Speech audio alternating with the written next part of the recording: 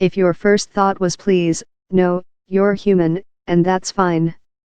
Fire ants are an invasive species. They arrived in Texas in the 1950s to menace crops and native species alike.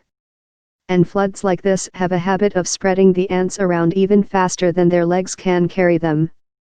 But if you can, put aside for a moment your terror at the prospect of self-assembling arks of stinging ants and dive into this fascinating manifestation of problem-solving in social insects. Fire ants make their home in the ground, which makes the insects extremely vulnerable to flooding.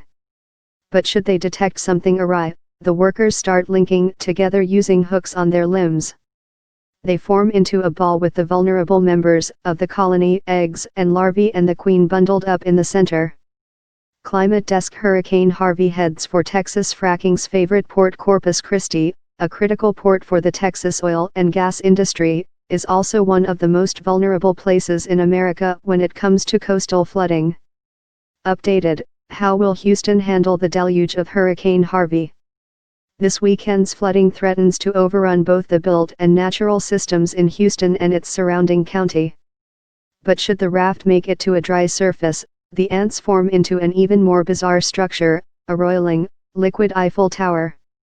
The workers start climbing up a branch or what have you, while other ants stay at the base to support the weight. It's just like a chocolate fountain running in slow motion in reverse, says engineer Craig Tovey of Georgia Technical. Go up the sides and down the middle, and they just keep doing that. But why now? Why are fire ant rafts floating around Texas, when the species has invaded a good chunk of the southern U.S.? Where were they during Katrina?